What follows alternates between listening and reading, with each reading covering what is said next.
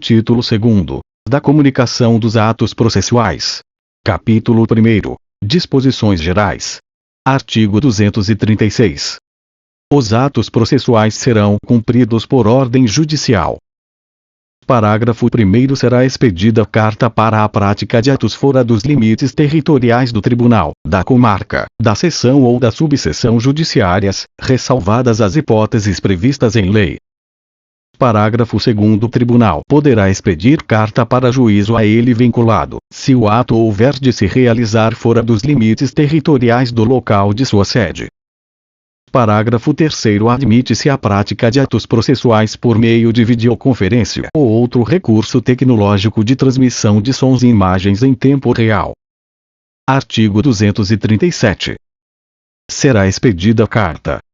Inciso 1º de ordem, pelo Tribunal, na hipótese do parágrafo 2º do artigo 236.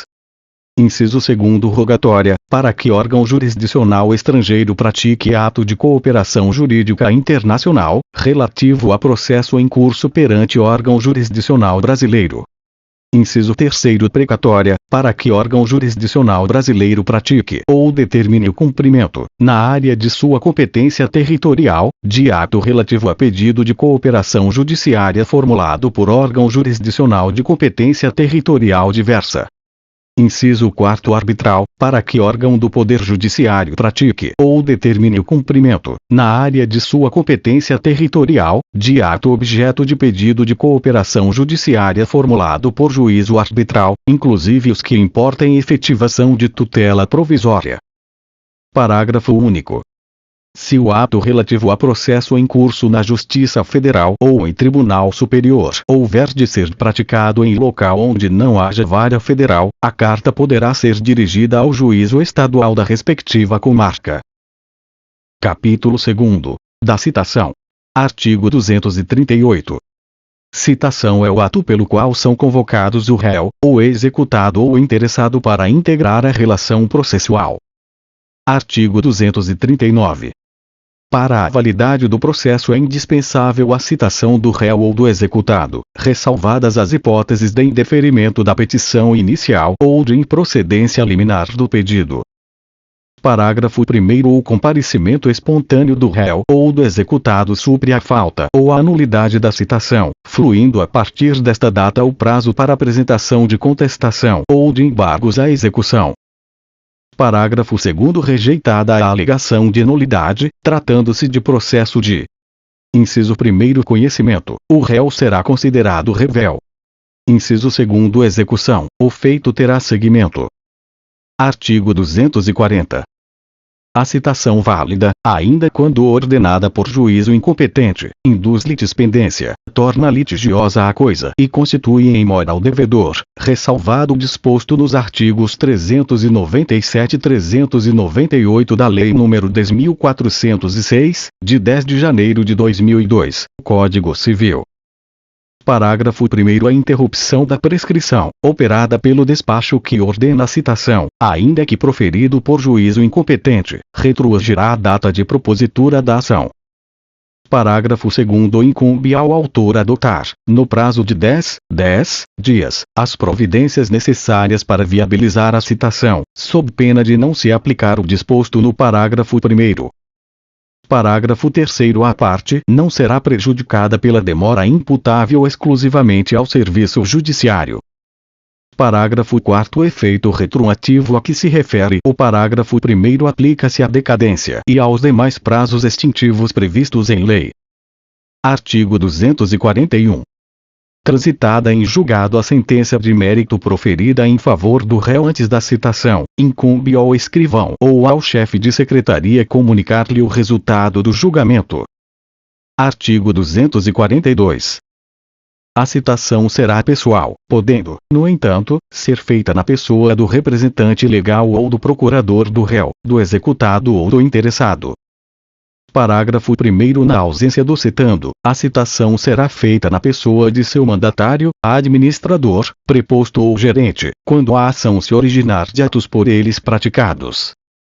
Parágrafo 2º. O locador que se ausentar do Brasil sem cientificar o locatário de que se deixou, na localidade onde estiver situado o imóvel, procurador com poderes para receber citação será citado na pessoa do administrador do imóvel encarregado do recebimento dos aluguéis, que será considerado habilitado para representar o locador em juízo.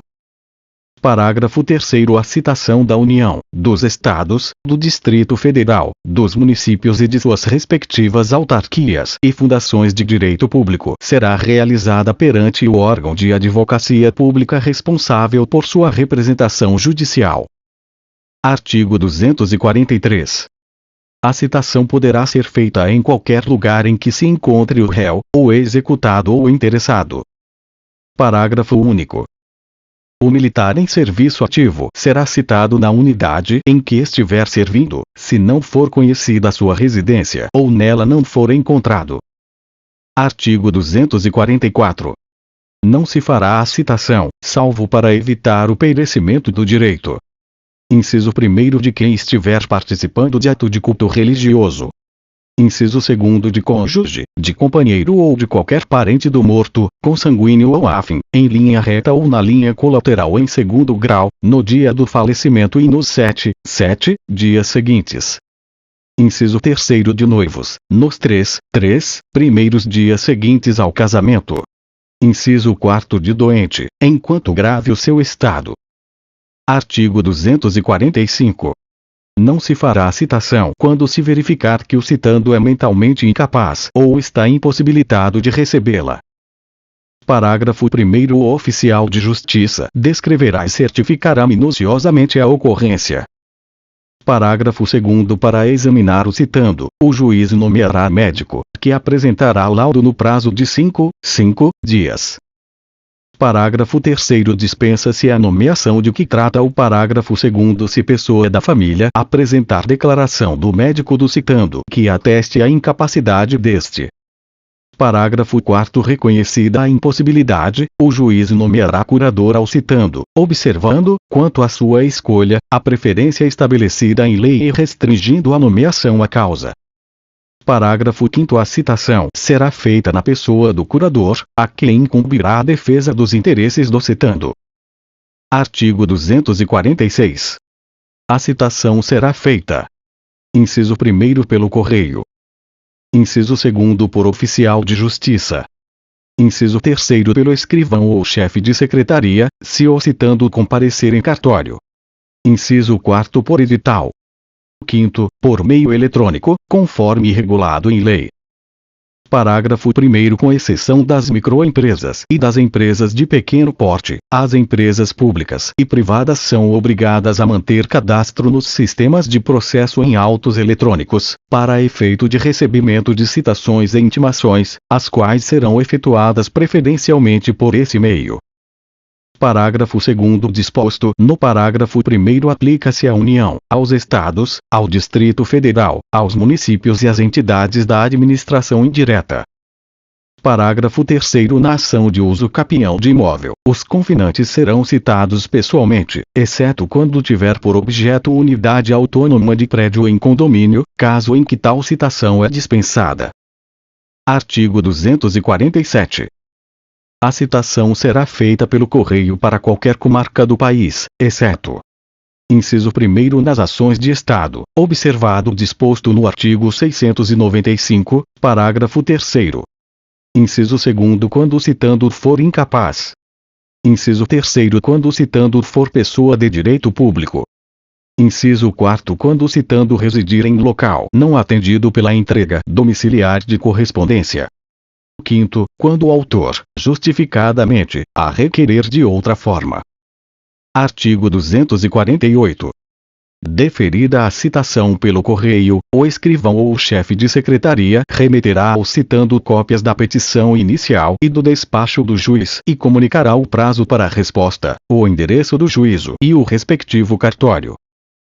Parágrafo 1º. A carta será registrada para a entrega ao citando, exigindo-lhe o carteiro, ao fazer a entrega, que assine o recibo. Parágrafo 2º. Sendo citando pessoa jurídica, será válida a entrega do mandado à pessoa com poderes de gerência geral ou de administração ou, ainda, a funcionário responsável pelo recebimento de correspondências. Parágrafo 3º. Da carta de citação no processo de conhecimento constarão os requisitos do artigo 250. Parágrafo 4º. Nos condomínios edilícios ou nos loteamentos com controle de acesso, será válida a entrega do mandado a funcionário da portaria responsável pelo recebimento de correspondência, que, entretanto, poderá recusar o recebimento, se declarar, por escrito, sob as penas da lei, que o destinatário da correspondência está ausente. Artigo 249. A citação será feita por meio de oficial de justiça nas hipóteses previstas neste Código ou em lei, ou quando frustrada a citação pelo correio. Artigo 250. O mandado que o oficial de justiça tiver de cumprir conterá: inciso 1º, os nomes do autor e do citando e seus respectivos domicílios ou residências. Inciso 2º, a finalidade da citação, com todas as especificações constantes da petição inicial, bem como a menção do prazo para contestar, sob pena de revelha, ou para embargar a execução. Inciso 3º, a aplicação de sanção para o caso de descumprimento da ordem, se houver. Inciso 4º, se for o caso, a intimação do citando para comparecer, acompanhado de advogado ou de defensor público, à audiência de conciliação ou de mediação, com a menção do dia, da hora e do lugar do comparecimento. 5º, a cópia da petição inicial, do despacho ou da decisão quis deferir tutela provisória. 6º, a assinatura do escrivão ou do chefe de secretaria e a declaração de que o subscreve por ordem do juiz. Artigo 251. Incumbe ao oficial de justiça procurar o citando e, onde o encontrar, citá-lo. Inciso 1º, lendo-lhe o mandado e entregando-lhe a contrafé. Inciso 2º, portando por fé se recebeu ou recusou a contrafé. Inciso 3º, obtendo a nota de ciente ou certificando que o citando não a pôs no mandado. Artigo 252. Quando, por duas vezes, o oficial de justiça houver procurado o citando em seu domicílio ou residência sem o encontrar, deverá, havendo suspeita de ocultação, intimar qualquer pessoa da família ou, em sua falta, qualquer vizinho de que, no dia útil imediato, voltará a fim de efetuar a citação, na hora quis designar. Parágrafo único. Nos condomínios edilícios ou nos loteamentos com controle de acesso, será válida a intimação a que se refere o caput feita a funcionário da portaria responsável pelo recebimento de correspondência. Artigo 253. No dia e na hora designados, o oficial de justiça, independentemente de novo despacho, comparecerá ao domicílio ou à residência do citando a fim de realizar a diligência. Parágrafo 1º. Se o citando não estiver presente, o oficial de justiça procurará informar-se das razões da ausência, dando por feita a citação, ainda que o citando se tenha ocultado em outra comarca, seção ou subseção judiciárias. Parágrafo 2º. A citação com hora certa será efetivada mesmo que a pessoa da família ou vizinho que houver sido intimado esteja ausente, ou se, embora presente, a pessoa da família ou vizinho se recusar a receber o mandado. Parágrafo 3º. Da certidão da ocorrência, o oficial de justiça deixará contrafé com qualquer pessoa da família ou vizinho, conforme o caso, declarando-lhe o nome. Parágrafo 4º. O oficial de justiça fará constar do mandado a advertência de que será nomeado curiador especial se houver revelha. Artigo 254. Feita a citação com hora certa, o escrivão ou chefe de secretaria enviará ao réu, executado ou interessado, no prazo de 10 dias, contado da data da juntada do mandado aos autos, carta, telegrama ou correspondência eletrônica, dando-lhe de tudo ciência. Artigo 255. Nas comarcas contíguas de fácil comunicação e nas que se situem na mesma região metropolitana, o oficial de justiça poderá efetuar, em qualquer delas, citações, intimações, notificações, penhoras e quaisquer outros atos executivos. Artigo 256. A citação por edital será feita Inciso 1º quando desconhecido ou incerto ou citando. Inciso 2º quando ignorado, incerto ou inacessível o lugar em que se encontrar o citando. Inciso 3º nos casos expressos em lei. Parágrafo 1º considera-se inacessível, para efeito de citação por edital, o país que recusar o cumprimento de carta rogatória. Parágrafo 2º no caso de ser inacessível o lugar em que se encontrar o réu, a notícia de sua citação será divulgada também pelo rádio, se na comarca houver emissora de radiodifusão. Parágrafo 3º o réu será considerado em local ignorado ou incerto se infrutíferas as tentativas de sua localização, inclusive mediante requisição pelo juízo de informações sobre seu endereço nos cadastros de órgãos públicos ou de concessionárias de serviços públicos. Artigo 257. São requisitos da citação por edital. Inciso 1º a afirmação do autor ou a certidão do oficial informando a presença das circunstâncias autorizadoras. Inciso 2º a publicação do edital na rede mundial de computadores, no sítio do respectivo tribunal e na plataforma de editais do Conselho Nacional de Justiça, que deve ser certificada nos autos. Inciso 3º a determinação, pelo juiz, do prazo, que variará entre 20 e 60 dias, fluindo da data da publicação única ou, havendo mais de uma, da primeira. Inciso 4º a advertência de que será nomeado curador especial em caso de revelia. Parágrafo único. O juiz poderá determinar que a publicação do edital seja feita também em jornal local de ampla circulação ou por outros meios, considerando as peculiaridades da comarca, da seção ou da subseção judiciárias. Artigo 258. A parte que requerer a citação por edital, alegando dolosamente a ocorrência das circunstâncias autorizadoras para sua realização, incorrerá em multa de 5 vezes o salário mínimo. Parágrafo único. A multa reverterá em benefício do citando. Artigo 259. Serão publicados editais. Inciso 1º na ação de uso capião de imóvel. Inciso 2º na ação de recuperação ou substituição de título ao portador. Inciso 3º em qualquer ação em que seja necessária, por determinação legal, a provocação, para participação no processo, de interessados incertos ou desconhecidos. Capítulo 3º. Das cartas. Artigo 260. São requisitos das cartas de ordem, precatória e rogatória. Inciso 1º a indicação dos juízes de origem e de cumprimento do ato. Inciso 2º o inteiro teor da petição, do despacho judicial e do instrumento do mandato conferido ao advogado. Inciso 3º a menção do ato processual que lhe constitui o objeto. Inciso 4º o encerramento com a assinatura do juiz. Parágrafo 1º o juiz mandará trasladar para a carta quaisquer outras peças, bem como instruí-la com mapa, desenho ou gráfico, sempre que esses documentos devam ser examinados, na diligência, pelas partes, pelos peritos ou pelas testemunhas.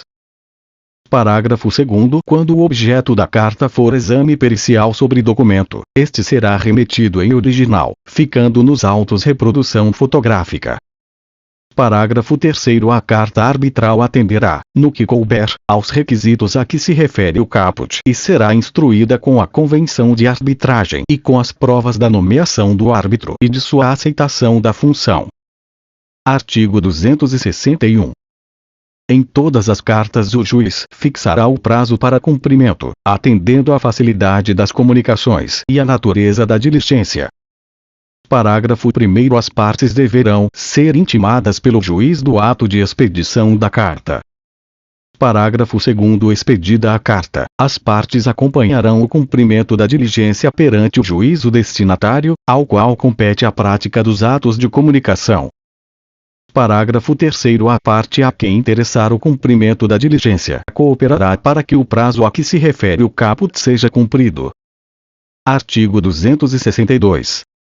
A carta tem caráter itinerante, podendo, antes ou depois de lhe ser ordenado cumprimento, ser encaminhada a juízo diverso do que dela consta, a fim de se praticar o ato. Parágrafo único. O encaminhamento da carta a outro juízo será imediatamente comunicado ao órgão expedidor, que intimará as partes. Artigo 263. As cartas deverão, preferencialmente, ser expedidas por meio eletrônico, caso em que a assinatura do juiz deverá ser eletrônica, na forma da lei. Artigo 264. A carta de ordem e a carta precatória por meio eletrônico, por telefone ou por telegrama conterão, em resumo substancial, os requisitos mencionados no artigo 250, especialmente no que se refere à aferição da autenticidade. Artigo 265. O secretário do tribunal, o escrivão ou o chefe de secretaria do juízo deprecante transmitirá, por telefone, a carta de ordem ou a carta precatória ao juízo em que houver de se cumprir o ato, por intermédio do escrivão do primeiro ofício da primeira vara, se houver na comarca mais de um ofício ou de uma vara, observando-se, quanto aos requisitos, o disposto no artigo 264. Parágrafo 1º. O escrivão ou o chefe de secretaria, no mesmo dia ou no dia útil imediato, telefonará ou enviará mensagem eletrônica ao secretário do tribunal, ao escrivão ou ao chefe de secretaria do juízo deprecante, lendo-lhe os termos da carta e solicitando-lhe que os confirme. Parágrafo 2º. Sendo confirmada, o escrivão ou o chefe de secretaria submeterá a carta a despacho. Artigo 266. Serão praticados de ofício os atos requisitados por meio eletrônico e de telegrama, devendo a parte depositar, contudo, na secretaria do tribunal ou no cartório do juízo deprecante, a importância correspondente às despesas que serão feitas no juízo em que houver de praticar-se o ato. Artigo 267. O juiz recusará cumprimento à carta precatória ou arbitral, devolvendo-a com decisão motivada quando: Inciso 1º. A carta não estiver revestida dos requisitos legais. Inciso 2º. Faltar ao juiz competência em razão da matéria ou da hierarquia. Inciso 3º. O juiz tiver dúvida acerca de sua autenticidade. Parágrafo único. No caso de incompetência em razão da matéria ou da hierarquia, o juiz deprecado, conforme o ato a ser praticado, poderá remeter a carta ao juiz ou ao tribunal competente. Artigo 268. Cumprida a carta, será devolvida ao juízo de origem no prazo de 10 dias, independentemente de traslado, pagas as custas pela parte. Capítulo 4. Das intimações. Artigo 269. Intimação é o ato pelo qual se dá ciência a alguém dos atos e dos termos do processo. Parágrafo 1º. É facultado aos advogados promover a intimação do advogado da outra parte por meio do correio, juntando aos autos, a seguir, cópia do ofício de intimação e do aviso de recebimento. Parágrafo 2º. O ofício de intimação deverá ser instruído com cópia do despacho, da decisão ou da sentença. Parágrafo 3º. A intimação da União, dos Estados, do Distrito Federal, dos municípios e de suas respectivas autarquias e fundações de direito público será realizada perante o órgão de advocacia pública responsável por sua representação judicial. Artigo 270. As intimações realizam-se, sempre que possível, por meio eletrônico, na forma da lei. Parágrafo único. Aplica-se ao Ministério Público, à Defensoria Pública e à Advocacia Pública o disposto no parágrafo 1º do artigo 246. Artigo 271. O juiz determinará de ofício as intimações em processos pendentes, salvo disposição em contrário. Artigo 272. Quando não realizadas por meio eletrônico, consideram-se feitas as intimações pela publicação dos atos no órgão oficial. Parágrafo 1º. Os advogados poderão requerer que, na intimação a eles dirigida, figure apenas o nome da sociedade a que pertençam, desde que devidamente registrada na Ordem dos Advogados do Brasil. Parágrafo 2º. Sob pena de nulidade, é indispensável que da publicação constem os nomes das partes e de seus advogados, com o respectivo número de inscrição na Ordem dos Advogados do Brasil, ou, se assim requerido, da Sociedade de Advogados. Parágrafo 3º. A grafia dos nomes das partes não deve conter abreviaturas. Parágrafo 4º. A grafia dos nomes dos advogados deve corresponder ao nome completo e ser a mesma que constar da procuração ou que estiver registrada na Ordem dos Advogados do Brasil. Parágrafo 5º. Constando dos autos pedido expresso para que as comunicações dos atos processuais sejam feitas em nome dos advogados indicados, o seu desatendimento implicará nulidade. Parágrafo 6º. A retirada dos autos do cartório ou da secretaria em carga pelo advogado, por pessoa credenciada a pedido do advogado ou da sociedade de advogados, pela advocacia pública, pela defensoria pública ou pelo Ministério Público, implicará a intimação de qualquer decisão contida no processo retirado, ainda que pendente de publicação. Parágrafo 7º. O advogado e a sociedade de advogados deverão requerer o respectivo credenciamento para a retirada de autos por preposto. Parágrafo 8º. A parte arguirá a nulidade da intimação em capítulo preliminar do próprio ato que lhe caiba praticar, o qual será tido por tempestivo se o vício for reconhecido. Parágrafo 9º. Não sendo possível a prática imediata do ato diante da necessidade de acesso prévio aos autos, a parte limitar-se a arguir a nulidade da intimação, caso em que o prazo será contado da intimação da decisão que a reconheça. Artigo 273. Se inviável a intimação por meio eletrônico e não houver na localidade publicação em órgão oficial, incumbirá ao escrivão ou chefe de secretaria intimar de todos os atos do processo os advogados das partes. Inciso 1º. Pessoalmente, se tiver em domicílio na sede do juízo. Inciso 2º. Por carta registrada, com aviso de recebimento, quando forem domiciliados fora do juízo. Artigo 274. Não dispondo a lei de outro modo, as intimações serão feitas às partes, aos seus representantes legais, aos advogados e aos demais sujeitos do processo pelo correio ou, se presentes em cartório, diretamente pelo escrivão ou chefe de secretaria. Parágrafo único. Presumem-se válidas as intimações dirigidas ao endereço constante dos autos, ainda que não recebidas pessoalmente pelo interessado, se a modificação temporária ou definitiva não tiver sido devidamente comunicada ao juízo, fluindo os prazos a partir da juntada aos autos do comprovante de entrega da correspondência no primitivo endereço. Artigo 275. A intimação será feita por oficial de justiça quando frustrada a realização por meio eletrônico ou pelo correio. Parágrafo 1º. A certidão de intimação deve conter: inciso 1º. A indicação do lugar e a descrição da pessoa intimada, mencionando, quando possível, o número de seu documento de identidade e o órgão que o expediu. Inciso 2º. A declaração de entrega da contrafé. Inciso 3º. A nota de ciente ou a certidão de que o interessado não a pôs no mandado.